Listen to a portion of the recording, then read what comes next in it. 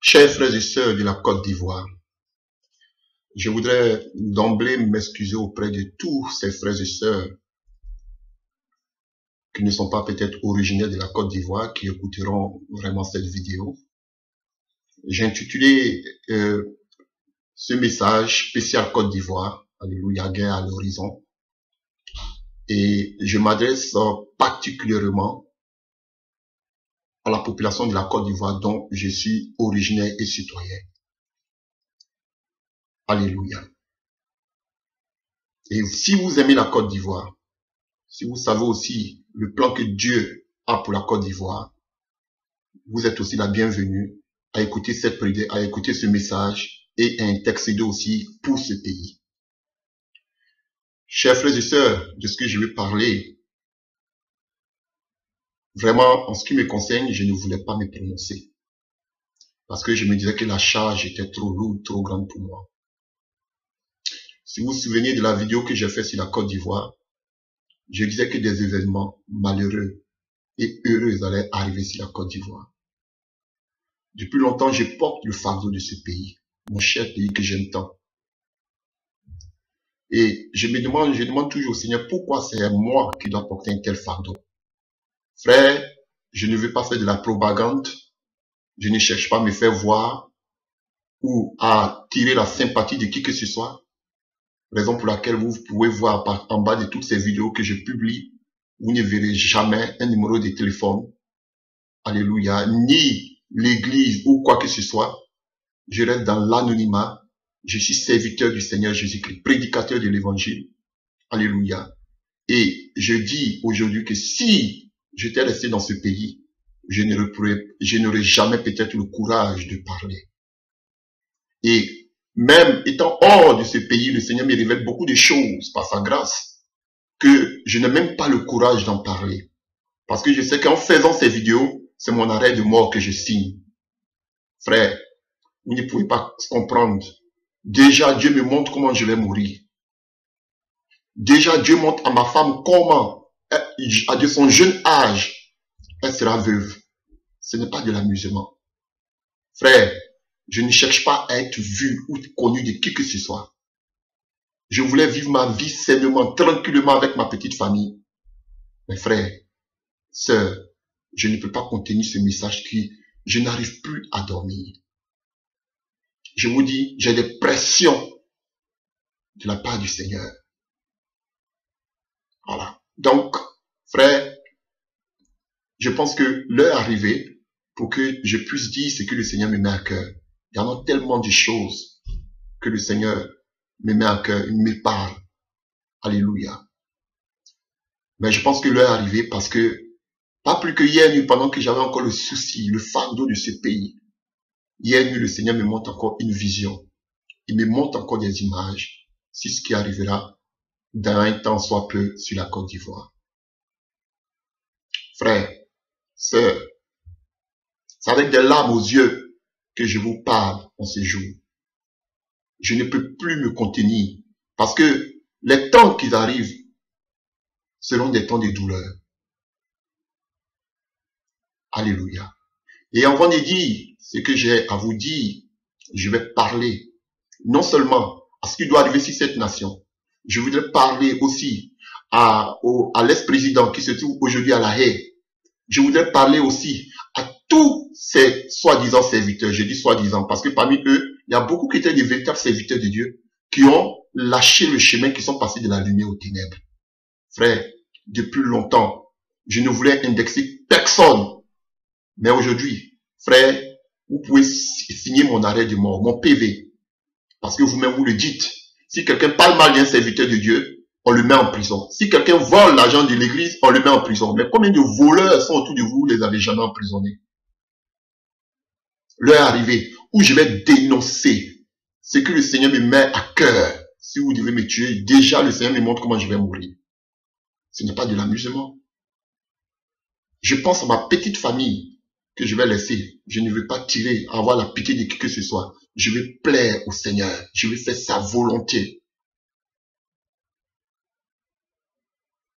C'est la raison pour laquelle je me tiens en ce jour pour parler de ce qui doit arriver sur mon pays. Plusieurs personnes, des faux prophètes comme bon, des vrais prophètes, ont aussi parlé de tout ce qui doit arriver sur ce pays. Mais moi, je dis ce que le Seigneur m'a montré. Il m'a dit. Ceci étant, avant de commencer, nous allons lire un passage. Je voudrais aussi parler, parlerai aussi à tous ceux qui se disent soi-disant serviteurs de Dieu dans ce pays, servants serviteurs de Dieu dans ce pays. Parce que je me tais, je ne veux pas parler, je vois beaucoup de choses, le Seigneur me révèle beaucoup de choses, mais je me dis, non Seigneur, c'est mon pays, je l'aime tant. Je ne peux pas parler des autres, alors que moi-même, mon propre pays, où là, il y a le désordre, là, je dois me taire. Non. Et là où je suis arrivé, je ne peux plus faire de marche en arrière. Je dirai les noms. Je dirai ce n'est que le commencement de tout ce que le Seigneur me met à cœur. Parce que on se tait. Je vous envoie des messages sur votre inbox, mais je vois que vous partez de mal en pire. Et maintenant, tout ce que le Seigneur va me révéler, vous concernant, je le mettrai sur les réseaux sociaux. Et on verra si vraiment Dieu m'a appelé ou pas. Je bénis le Seigneur parce que je répète, si j'étais dans ce pays, peut-être je n'aurais jamais le courage de parler. Lisons d'abord un passage biblique. Dans le livre de Jérémie. Tous ces passages que je dis, c'est le Seigneur qui m'a révélé tout ça. Comme ça. Pour vous dire que je n'ai rien préparé. Ce dont je vais vous parler, c'est vrai que le Seigneur m'avait montré des songes antécédents dans le passé. Mais maintenant, ce que je vais vous parler, c'est à date d'hier nuit. Après avoir fini de prier, pendant que je priais pour ce pays. Dans le livre de Jérémie 27. Jérémie 27. À partir du verset 1. Soyez patients, même si c'est un peu long, je vais vous expliquer plus tard. Au commencement du règne de Joachim, fils de Josias, roi de Juda, cette parole fut adressée à Jérémie de la part de l'Éternel en ces mots. Ainsi m'a parlé l'Éternel, fais-toi des liens et des jougs, et mets-les sur ton cou. Envoie-les au roi d'Édom, au roi de Moab, au roi des enfants d'Ammon, au roi de Tyr ou au roi de Sidon, par les envoyés qui sont venus à Jérusalem, auprès de Sédécia, roi de Juda, et tu donneras mes ordres pour les maîtres en disant, ainsi parle l'Éternel des armées, le Dieu d'Israël, voici ce que vous direz à vos maîtres. C'est moi qui ai fait la terre, les hommes et les animaux qui sont sur la terre, par ma grande puissance et par mon bras étendu. Et je donne la terre à qui cela me plaît. Maintenant, je livre tous ces pays entre les mains de Nebuchadnezzar, roi de Babylone, mon serviteur. Je lui donne aussi les animaux des champs pour les nations et les animaux des champs pour qu'ils lui soient assujettis. Toutes les nations lui seront soumises, à lui, à son fils et au fils de son fils, jusqu'à ce que le temps de son pays arrive, et que les nations puissantes et du grand roi la servissent. Une nation, si un royaume ne se soumet pas à lui, à Nebuchadnezzar, roi de Babylone, et ne livre pas son cou au jour du roi de Babylone, je châtierai cette nation par l'épée, par la famine et par la peste, dit l'Éternel, jusqu'à ce que j'ai anéanti par sa main. Et vous n'écouterez pas vos prophètes, vos devins, vos songeurs, vos astrologues, vos magiciens, qui vous disent, vous ne serez point asservis au roi de Babylone, car c'est le mensonge qu'ils vous prophétisent, afin que vous soyez éloignés de votre pays, afin que je vous chasse et que vous périssez. Mais la nation qui pliera son cou sur le joug du roi de Babylone et qui lui sera soumise, je le laisserai dans son pays, dit l'Éternel, pour qu'elle le cultive et qu'elle y demeure. J'ai dit entièrement les mêmes choses à Sédécia, roi de Juda. Pliez votre cou sur le joug du roi de Babylone, soumettez-vous à lui et à son peuple, et vous vivrez. Pourquoi mourriez-vous, toi et ton peuple, par l'épée, par la famine ou par la peste, comme l'Éternel l'a prononcé? Alléluia. Continuons. N'écoutez pas, vous ne serez point asservis au roi de Babylone. N'écoutez pas les paroles des prophètes qui vous disent, vous ne serez point asservis au roi de Babylone, car c'est le mensonge qu'ils vous prophétisent.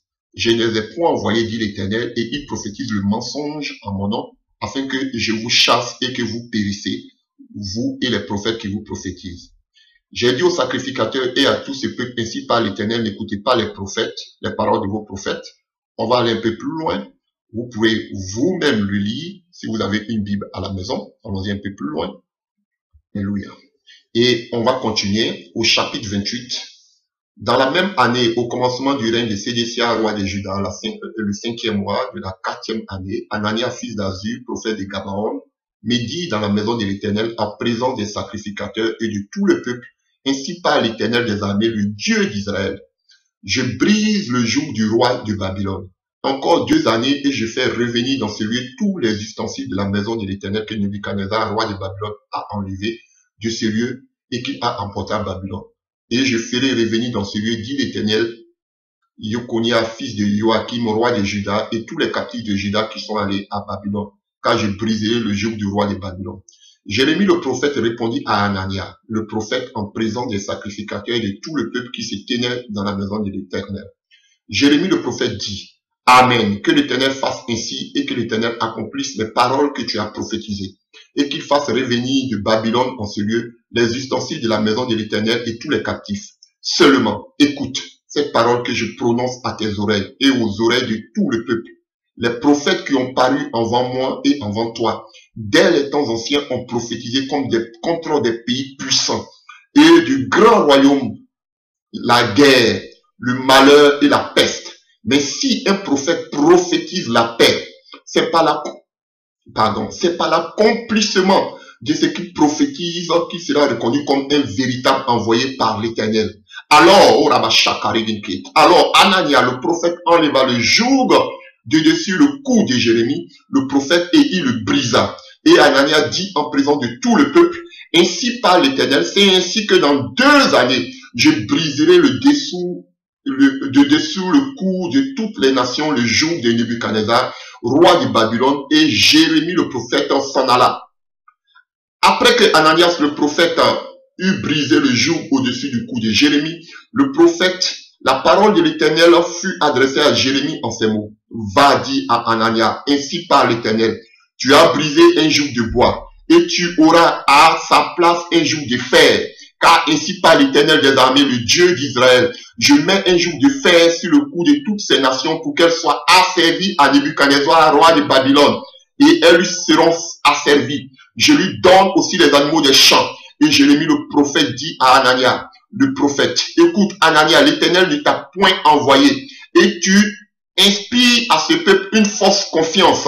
C'est pourquoi, ainsi parle l'Éternel, voici, je te chasse de la terre, tu mourras cette année. Car tes paroles sont une révolte contre l'Éternel. Et Anania le prophète mourut cette année-là dans le 7e mois. Alléluia. Et si vous prenez le chapitre 29, un petit passage que nous avons lu, à partir du verset 4, ainsi parle l'Éternel des armées, le Dieu d'Israël, à tous les captifs que j'ai amenés de Jérusalem à Babylone. Bâtissez des maisons et habitez-les, plantez des jardins et mangez-en les fruits. Prenez des femmes et engendrez des fils et des filles. Prenez des femmes pour vos fils et donnez des maris à vos filles, afin qu'elles enfantent des fils et des filles. Multipliez là où vous êtes et ne diminuez pas. Recherchez le bien de la ville où je vous ai mené en captivité et priez l'Éternel en sa faveur, parce que votre bonheur dépend du sien. Alléluia.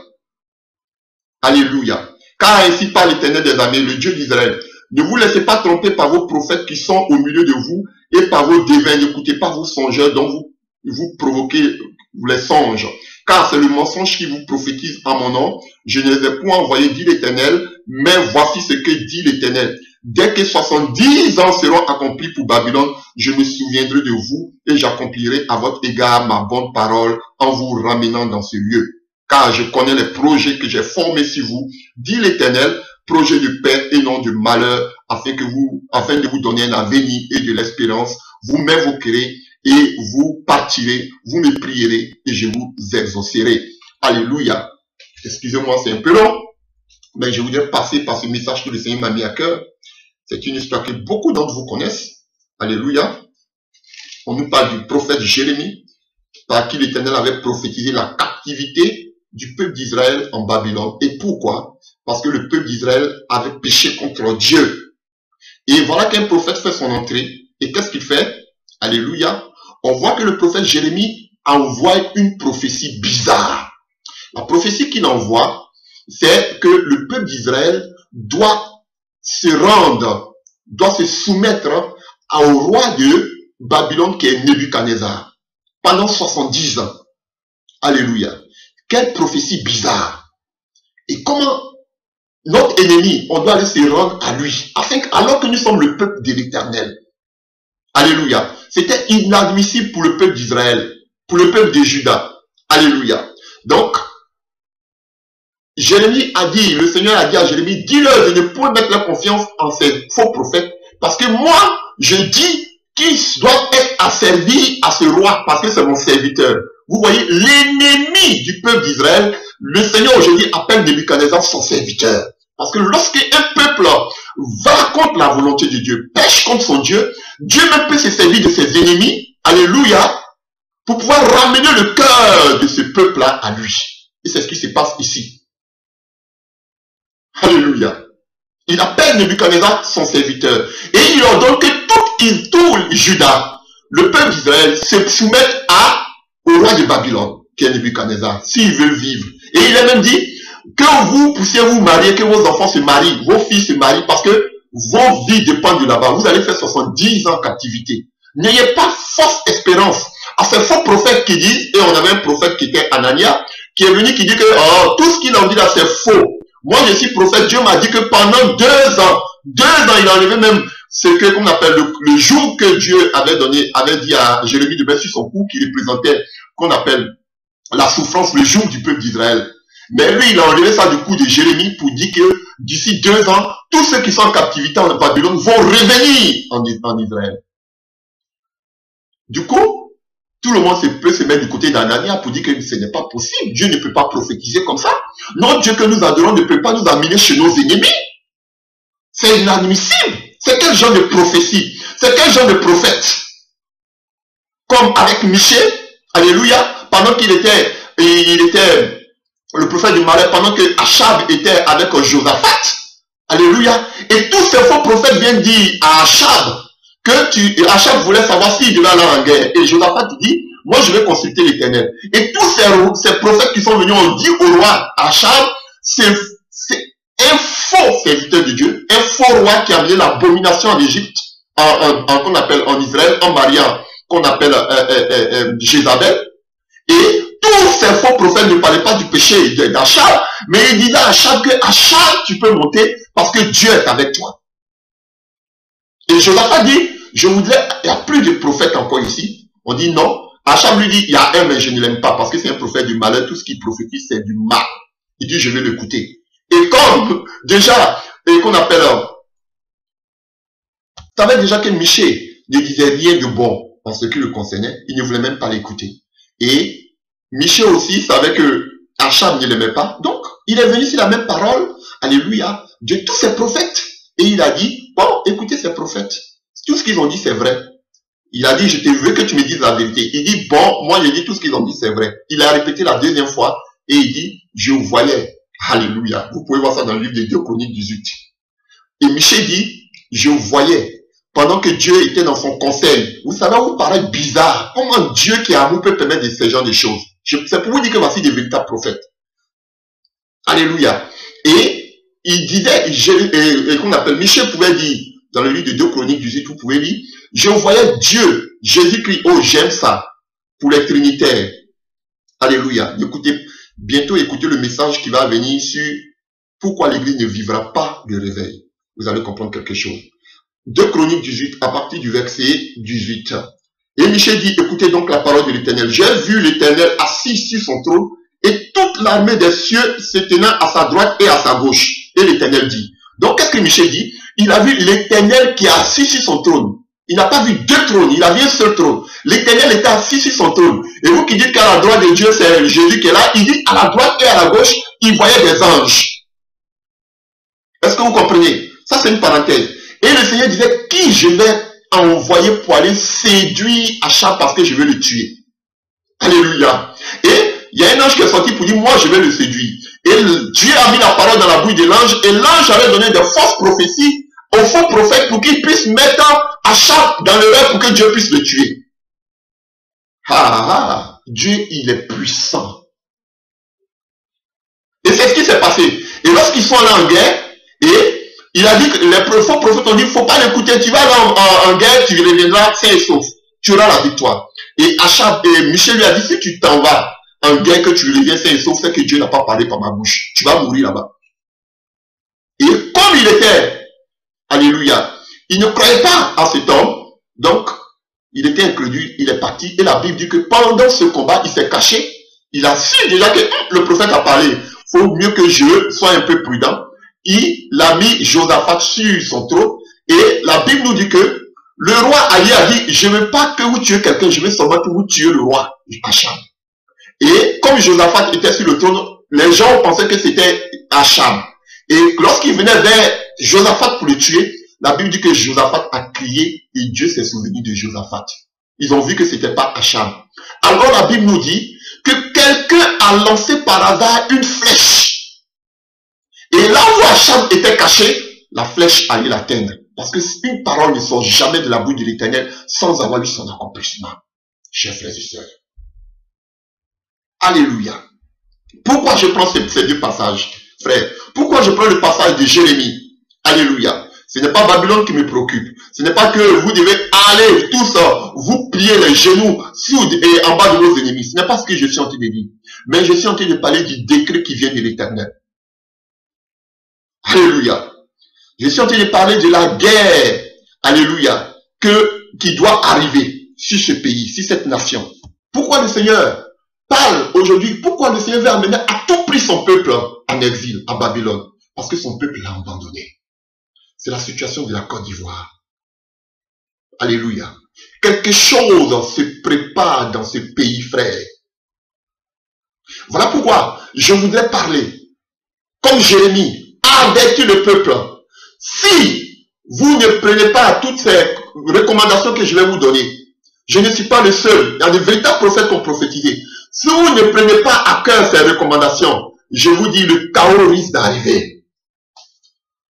Et comme Jérémie a dit ici, c'est quand une parole, alléluia, s'accomplira, comme la parole de Dieu le dit aussi en Deutéronome. Si cette parole s'accomplit, là on verra si tu es un véritable prophète ou pas. Chers frères et sœurs, n'écoutez pas vos faux prophètes. J'arrive tout à l'heure à ces faux prophètes. Je vais les mentionner. N'écoutez pas vos faux prophètes.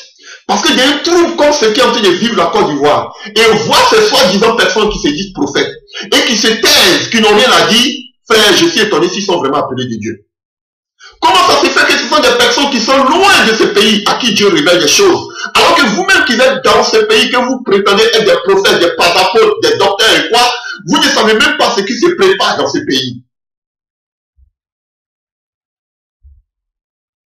Chers frères et sœurs, et Jérémie dit ici, il y a eu des prophètes avant lui qui ont parlé sur des peuples puissants. On ne parle pas des petits, on parle des prophéties, ou nous-mêmes quand on voit la situation, on sait que c'est impossible. C'est là que Dieu vient manifester sa gloire pour que la gloire lui revienne. Chers frères et sœurs, je vous ai dit que Dieu prépare des événements. Il y a des événements terribles qui vont s'abattre sur ce pays. Des événements heureux qui vont aussi s'abattre sur ce pays. Parmi un de ces événements heureux, je vais parler de ça tout à l'heure.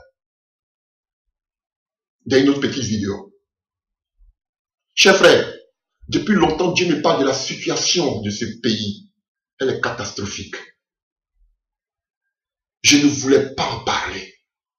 Je voulais rester dans mon petit coin. Vivre ma petite vie paisible. Pourquoi? Parce que, je vous dis, je suis un homme, j'ai peur. C'est vrai que l'Esprit de Dieu me fortifie, mais en tant que dans la chair, je ne veux pas. Frère. Mais je sais que je dois porter le fardeau de ce pays. Ils vous ont dit qu'un véritable homme de Dieu ne peut pas mourir vite. C'est la sorcellerie. Regardez dans la Bible. Tous ces véritables serviteurs de Dieu sont vite morts. Même Élie, qui voulait amener la réforme en Israël, lui-même il a demandé le suicide. Il voulait se tuer. Les véritables serviteurs de Dieu qui prêchent la vérité n'ont pas longue vie sur la terre. Ils vont vous dire qu'ils ont longue vie. Moi, je vous dis qu'ils n'ont pas longue vie. Parce que les véritables serviteurs de Dieu qui viennent de Dieu, quand ils prophétiseront la vérité, frère, l'ennemi va se lever, les démons vont se lever, les faux prophètes vont se lever, les faux chrétiens vont se lever, le monde va se lever contre eux. Des véritables chrétiens n'ont pas de longue vie sur cette terre. Je vous dis la vérité. On va me dire, mais c'est quelle prédication? Je vous dis la vérité. On vous a appris qu'un véritable serviteur de Dieu, il doit avoir une église, voici une autre sorcellerie. On vous a dit qu'un véritable serviteur de Dieu doit avoir la prospérité, il doit être prospère, voici une autre sorcellerie. On vous a dit qu'un véritable serviteur de Dieu ne doit pas tomber malade, on vous mystifie. Frère, je vous dis, l'heure est grave.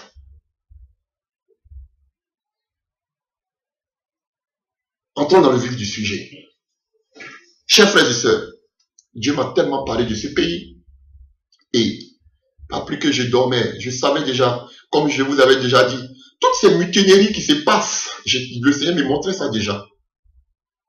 Alléluia.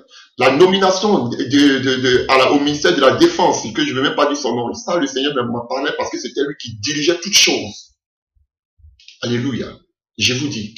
Et toutes ces mutineries, j'étais déjà avisé. Mes frères, ce qui va arriver n'a rien à voir avec tout ce que vous avez vu jusqu'à présent. Je vous dis la vérité, frère. Ils sont en train de vous caresser dans le sens du poil. Ce qui arrivera est grave. C'est pour effrayer personne. Vous ne savez même pas. C'est vrai que nous sommes dans un village planétaire. Si vous me cherchez, vous savez, vous allez me trouver.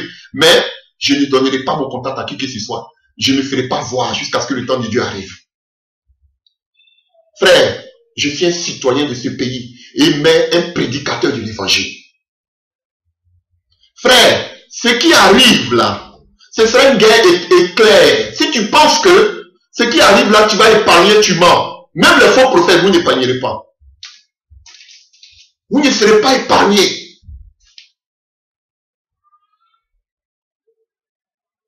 Chers frères, le Seigneur me montrait une guerre qui se préparait, qui n'avait rien à voir avec les civils. Je voyais une armée de barbares, une armée de rebelles, alléluia, qui se sont préparés, mais ces gens sont cruels. Je vous dis la vérité. Des gens aguerris à la guerre, je ne sais pas s'ils étaient drogués. Frère. Et, chers frères, ce qui va se passer, ce sera une guerre en deux armées. Je vous dis la vérité. Une guerre en deux armées. Si quelqu'un vous dit autre chose, c'est faux. Parce que je sais de quoi je parle. Une guerre en deux armées. Chers frères et sœurs. Et la cible de ces barbares, de ces rebelles qui arrivaient dans ce pays-là, pour déstabiliser, ils avaient une seule mission. Ce n'était pas les civils. Ils voulaient déstabiliser l'armée et atteindre leur but, leur objectif, qui était de renverser ce pouvoir en place. Quand je parle, j'étais fini, frère. Je sais que ma vie là, je n'ai plus rien. Je sais que déjà, ma vie là. Donc, je vais parler. Même les prophètes là, j'arrive sur vous, je vais dire vos noms. Tout ce que le Seigneur me révèle par rapport à ça. Chers frères et sœurs. Et cette armée rebelle, frère, je vous dis, des sadiques, ils étaient venus spécialement. Les cibles, c'était de désarmer l'armée. Les cibles, c'était l'armée. Afin d'atteindre leurs objectifs. Et leurs objectifs, c'était de renverser ce pouvoir qui est en place. Deux gens me disent pourquoi je parle. Mais j'aime aussi ce pouvoir. J'aime tous les Ivoiriens, j'aime tous les êtres humains. Comme Dieu. Alors, je les voyais entrer en guerre. Au commencement, les cibles n'avaient rien à voir avec les civils. C'était une armée. Alléluia. Qui sortait des forêts. Je vous dis la vérité. Pour venir attaquer. Mais, celui qui était responsable, c'est le responsable qu'on appelle des affaires, des opérations militaires, du camp des barbares, des rebelles. C'était un homme, je ne peux pas dire gentil, parce qu'ils sont des gentils.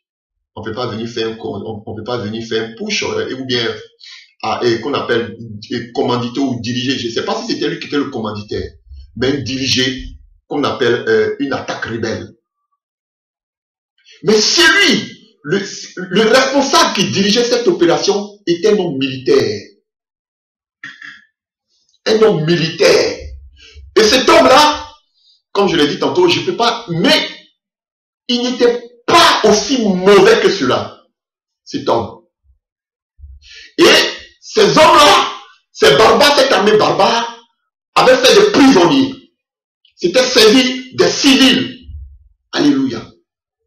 Et ceux qui étaient avec ce chef rebelle-là, le chef-là, militaire, voulait qu'on assassine toutes ces personnes, cette population. Et le monsieur qui était responsable de cette manœuvre militaire des rebelles, lui qui commanditait, qui dirigeait, qui n'était pas un homme aussi mauvais que cela, il était venu pour une mission, c'était déstabiliser l'armée et renverser le pouvoir en place. Mais il ne voulait pas s'en prendre à la population. Mais ceux qui étaient autour de lui, alléluia, cette armée qui était autour de lui faisait une pression énorme. Alléluia. De telle sorte qu'ils étaient venus pour tout gâter, pour tout mélanger. Y compris les civils, y compris l'armée. Y compris que ce soit le gouvernement. Mais lui qui était devant, qui dirigeait l'armée des rebelles, il n'était pas pour. Mais c'était militaire. Bon, ce que j'ai vu, il avait une tenue militaire.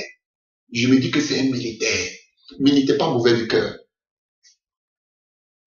Alléluia. Mais il avait la pression de tous ceux qui l'entouraient, de cette armée de barbares qui l'entouraient, qui voulaient en découdre avec tout le monde. Et ils lui ont dit, on va tuer ces personnes-là, ces civils.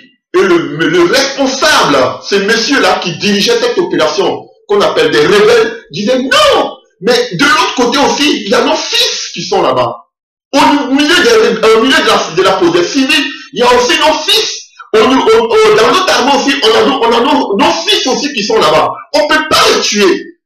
Et ceux qui étaient à côté disaient, et on doit les tuer et tous. On est venu pour mélanger, on va mélanger. Mais il n'était pas pour. Mais la pression était tellement énorme sur la tête de ces messieurs qu'ils ont commencé à faire maintenant, si je peux m'exprimer ainsi, à mêler les civils et l'armée. Mais la cible de ces messieurs auparavant, qui dirigeait cette rébellion qui arrive, c'était l'armée, de déstabiliser l'armée et le gouvernement, et ce pouvoir qui est en place. Mais tous ceux qui sont à côté de lui ont mélangé la population civile dans cette guerre. De tout ce que cette guerre a embrasé tout le pays. J'espère que vous m'écoutez. C'était terrible, frère.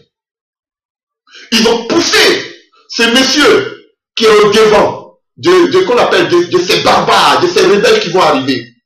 Ils l'ont poussé, alors qu'il était contre, à inclure que ce soit la population civile et l'armée. Mais lui, sa cible, c'était qu'on appelle de déstabiliser, qu'on appelle non seulement l'armée et le pouvoir. Voici sa mission.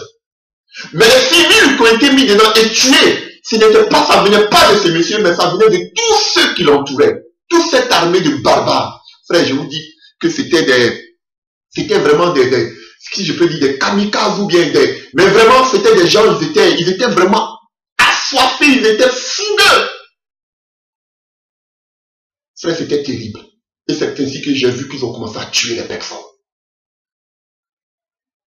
Donc, chers frères, et où ils ont commencé à tuer la population, je vous dis la vérité que c'était quelque chose qui s'est passé rapidement. Le temps que vous allez prendre votre valise, vous étiez déjà dedans. Parce que j'ai vu que c'était rapide. Chers frères, à vous de croire. Je vous dis, en vous parlant, j'ai la tremblote. J'ai perdu l'appétit. Parce que j'ai dit non. Dieu m'avait montré des choses sur ce pays, mais ce que je viens de voir maintenant, c'est terrible. Pour vous dire que il y a là une armée qui se prépare. Et la première cible de ces personnes qui auraient commandité, ce qui va se passer, c'était de déstabiliser l'armée et le pouvoir en place. Mais tous ceux qui étaient autour de ces commanditaires voulait en découdre avec la population. C'est ce que je voyais. Frère, je ne suis pas venu pour me faire voir. Je ne suis pas un plaisantin. J'aime le Seigneur. J'aime ce pays. Parce que c'est mon pays. Frère, je vous dis la vérité. Quelque chose se prépare à l'horizon. C'est pourquoi je pense qu'il est l'heure où il faut une décrispation dans ce pays. Voilà pourquoi, par cette vidéo, par ma modeste personne, citoyen de ce pays, serviteur de Jésus-Christ de Nazareth, je voudrais appeler tous les politiques. Je ne m'aime pas de la politique. Je ne suis ni PDCI. Mon père était un grand militant de PDCI à Daloa. Tout le monde me connaît. Je ne me suis jamais mêlé de la politique. Je ne suis ni PDCI, je ne suis ni RDR, je ne suis ni SPI. Je suis serviteur. Mon parti politique, c'est le royaume des cieux.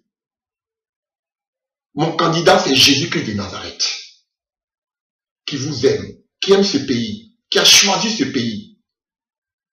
Frère, ce pays va brûler.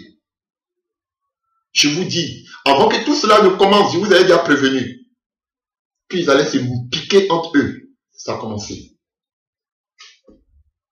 Chers frères et sœurs, il est temps que nous nous levons, pour commencer à prier, intercéder pour ce pays, parce que la guerre est à la porte. Des gens sont déjà prêts. Si vous pensez, ils sont en train de vous endormir, mais des choses vont se passer de façon rapide, je vous dis. L'heure est grave. Tout va mal. Quand vous voyez, frère, tout va mal. C'est pourquoi j'appelle les hommes politiques. Il faut décrisper l'atmosphère. Je ne mets pas de la politique. Mais c'est vous qui êtes en train de s'aimer tout ce brouhaha dans ce pays. Asseyez-vous. Comme Oufoué pouvait le dire, comme vous-même vous l'aimez bien. Ai-je fait, bien fait, ce que je dois. Ai-je bien fait pour mon pays, ce que je dois. Asseyez-vous. Et vous-même, commencez à voir vos fautes. Le sang des Ivoiriens a coulé inutilement, si c'est ici qu'on appelle ce territoire. Des gens, des hommes innocents, des femmes innocentes ont été tués, égorgés, brûlés, vifs.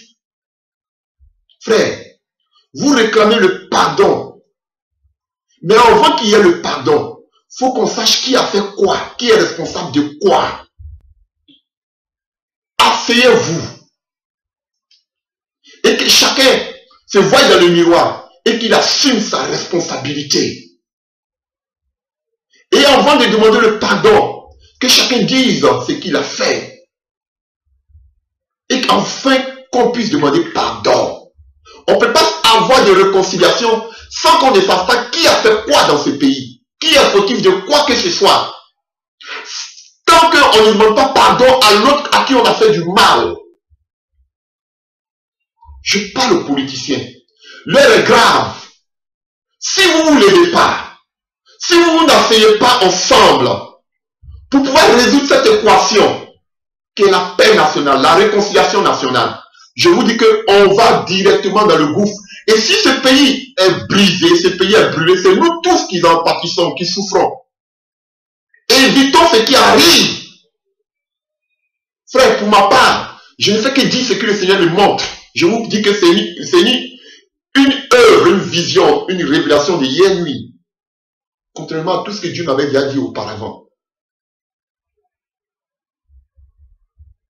Frère, il ne suffit pas seulement de dire réconciliation. Il faut reconnaître ses fautes. Frère, il faut demander pardon. Et il faut aussi poser des actes qui mènent vers la réconciliation. Tous coupables. Frère, quel que soit le rêve de l'autre, on n'a pas besoin de prendre des armes pour venir détruire son propre pays. De faire couler le sang innocent. Bon, le sang a déjà coulé. Les hommes sont déjà morts. Des femmes sont déjà mortes. Des enfants sont déjà morts. Qu'est-ce qu'il faut faire? Que chacun reconnaisse sa faute et qu'il se demande pardon. Et ensuite poser des actes qui mènent vers la réconciliation.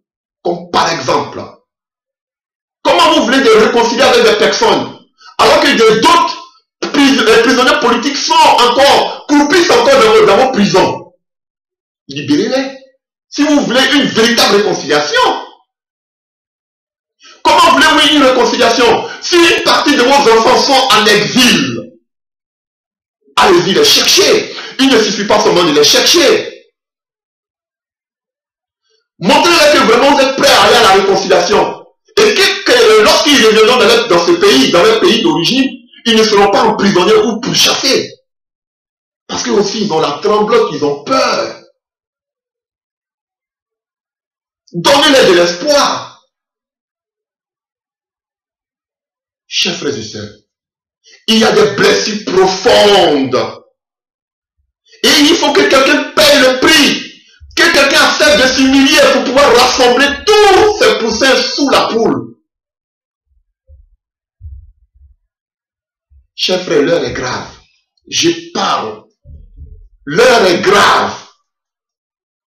L'heure est très grave. Cette guerre sera une guerre armée. Je vous dis, en deux, si vous voulez, je suis clair, un des rebelles, l'armée qui est actuellement au pouvoir. Je vous dis, ça va exploser. Voilà pourquoi Dieu vous donne le temps de vous repentir. Parce que vous avez offensé le cœur de Dieu. Et si vous ne voulez pas vous repentir, ce pays sera détruit par la guerre. Et ça va embraser. Même les civils, la population innocente, sera engagée dans cette guerre.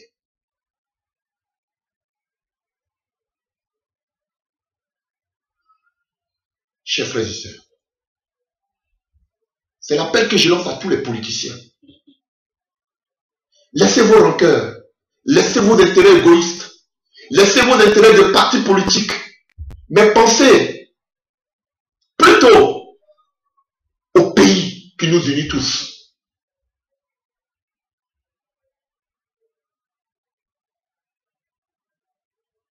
Je fais appel à tous ceux qui se disent chrétiens, tous ceux qui se disent des enfants de Dieu, dans ce pays, il est l'heure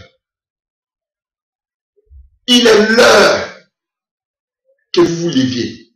Pas afin de chercher des postes ministériels, pas afin de pouvoir qu'on appelle faire la cour au gouvernement. Non, il est l'heure que vous vous levez plutôt pour prendre vos responsabilités en tant que chrétien, pour prier, pour intercéder, pour vous repentir, pour gémir, pour ne pas que ce pays passe une vie d'atrépas, car l'heure est grave. Je vous dis la vérité, que vous soyez musulman, vous soyez chrétien, vous soyez, je ne sais pas, même sorcier, que chacun abandonne sa mauvaise voie. Parce qu'aujourd'hui, dans ce pays, les chrétiens ne sont pas mieux même que qu'on appelle les féticheurs. Parce que vous tous, maintenant, ces profonds prophètes, ils pullulent comme des papiers, comme des champions dans ce pays. Repentez-vous sincèrement dans ce pays. Repentez-vous. Qu'il y ait une repentance nationale, je vous en prie, frère, l'heure est grave. Posez des pas qui vont vers la réconciliation. Évitez des frustrations. Parce que c'est la frustration qui pousseront ces personnes à se lever pour attaquer. Je vous dis, l'heure est grave. L'heure est très grave.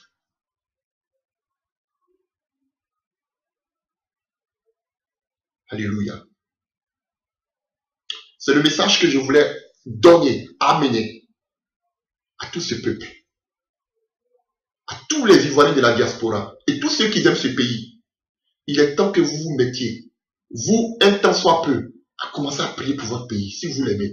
Parce que chacun de nous, nous avons des parents dans ce pays. Tous ces Ivoiriens sont nos parents. Pas de discrimination. Il est temps que nous nous prenions tous la main, que nous nous repentons et que nous cherchons tous la face de Jésus-Christ de Nazareth pour que la paix revienne dans ce pays, pour que la stabilité revienne dans ce pays. Sinon, nous allons tous en pâtir. Je vous dis la vérité. On n'aura seulement que des larmes pour pleurer. Et vous allez dire, comme je vous connais, on avait dit. Il sera trop tard. Lèvons-nous et commençons à prier, intercéder. Parce que l'heure est grave pour ce pays. Que Dieu bénisse la Côte d'Ivoire. Que Dieu protège la Côte d'Ivoire. J'entends beaucoup de faux prophètes qui disent, mettons-nous ensemble. On ne peut pas se mettre ensemble avec des faux prophètes. Abandonnez votre sorcellerie. Abandonnez vos œuvres occultes. Vous tous, vous qui devez être la lumière de ce pays, vous êtes devenus les ténèbres dans ce pays. C'est normal. Votre changement est l'image de ce pays. L'obscurité, les ténèbres qui envahissent ce pays. Parce que vous qui étiez le sel de ce pays, vous avez perdu votre saveur.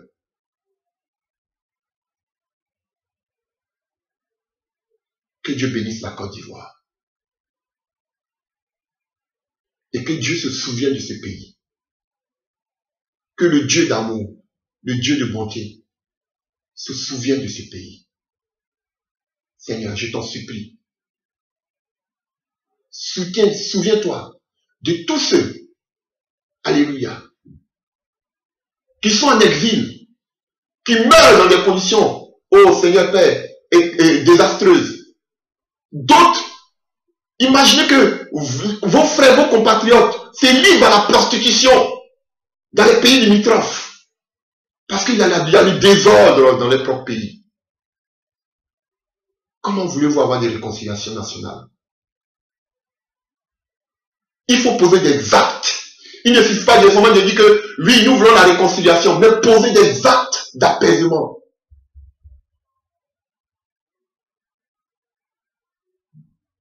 Chers frères, chers sœurs, si tu aimes ton pays, commence à fléchir genoux pour ce pays.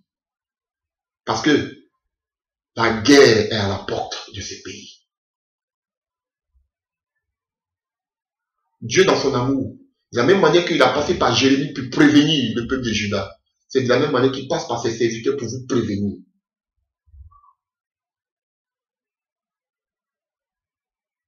Ce que ceux qui ont des oreilles pour entendre, c'est que l'Esprit de Dieu dit.